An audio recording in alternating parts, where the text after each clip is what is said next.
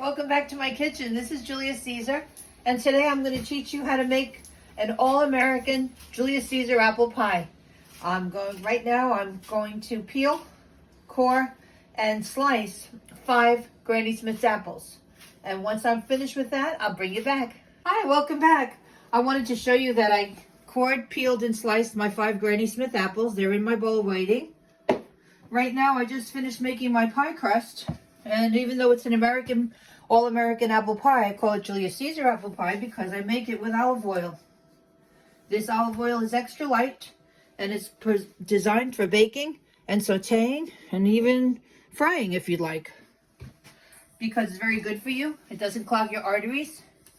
And also because every other version except the one that uses the light olive oil is going to clog your arteries. You're talking about at least 1.5 bars of butter. That's 10 tablespoons of butter that's going to clog your arteries. So I use this way. I'll give you the recipe in the notes, but it's perfect for a two crust pie. I'm going to get the apples. I'm going to get everything I need to put the apples in the pan that I'm going to line with my crust, and I'll bring you back. Okay, I have my oven heating up now to 350. I want the oven nice and piping hot when I put the pie in. And I'm going to call this the healthy apple pie because, as I explained before, none of my crust has butter in it. It has very, very light olive oil, and you can't even taste it. But it does the job of keeping the crust together. And when I finish putting all my ingredients in the apples, you will not find any butter at all. So there's nothing in here that's going to clog up your arteries. Okay, what I have now is 4 tablespoons of flour to my apples. I have 1/2 cup of brown sugar. I have 1/2 cup of white sugar. I have 1/2 teaspoon of salt and 1.5 teaspoons of cinnamon powder. Okay, and that's it. Now you stir this. I'm going to stir this.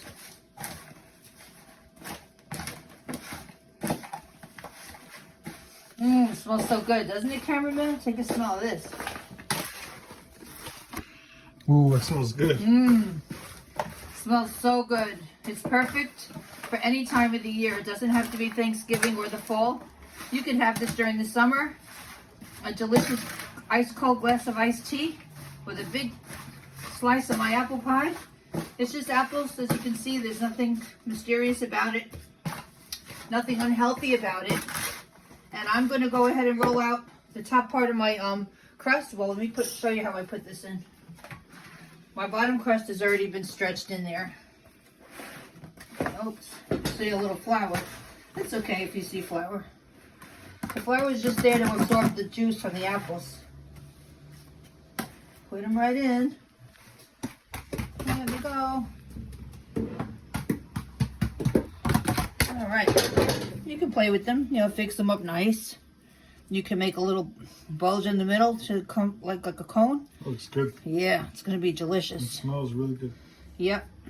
There are other recipes where at this point they want you to put 4 tablespoons of butter, but you don't need it. It's so delicious.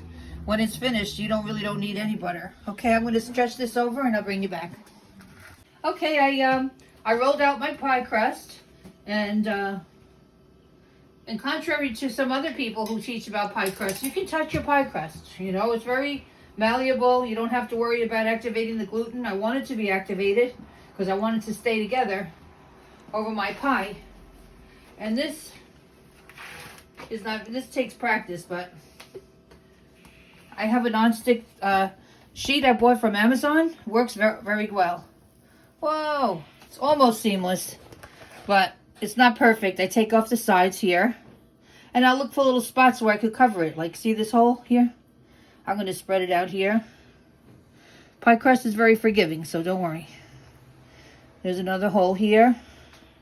I'll just put my extra over here. See my extra here. Little extra here. Okay. All right.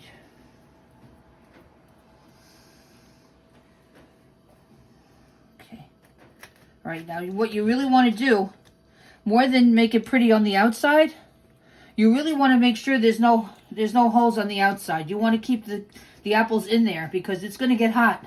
It's going to be in there for an hour, and those apples are going to be bubbling up. You better not have any holes over here where the two crusts meet each other. You can put your holes in the middle where the air, you know, the air will come out, but over here you don't want to mess. It'll bubble right over. So I'm making a crimp, but not because I want it to look pretty, but because I'm trying to make sure that this crust is meeting the bottom crust. So the juices don't spill out. Right, we don't want the juices spilled out. If you see a little hole, cover it with the extra. Yeah. We're going to be putting holes in the top so it vents. Right. It's mighty, you know, like when it starts getting hot. That's why I'm going to put a pan underneath it, because sometimes if you didn't make it tight enough around the edges, it will bubble up out of the sides. That's what I learned as the years went by, so I make sure it's tight over here. Everybody's tight.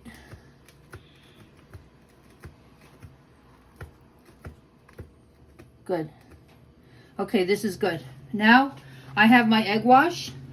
I did 1 egg with 1 tablespoon of water. Okay, I mixed it. Now I'm going to wash my crust. Now what this does is give you a lovely golden brown color. If you don't do the egg wash, I mean, you're still going to have apple pie. Yes, it's delicious, but it's just more, it's prettier because it's a dark brown color. It looks like the magazines when you put the little egg wash on. It's worth it to take the extra step.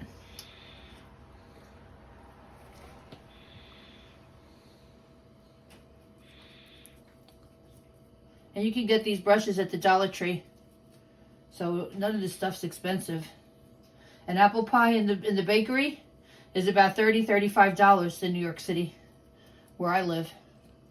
So it's really not hard to make this. I have everything in the notes for you to make my Italian crust, as well as the apples itself. All right, now I'm going to make my little air holes. I do like the clock. I do 12 o'clock, 3 o'clock, 6 o'clock,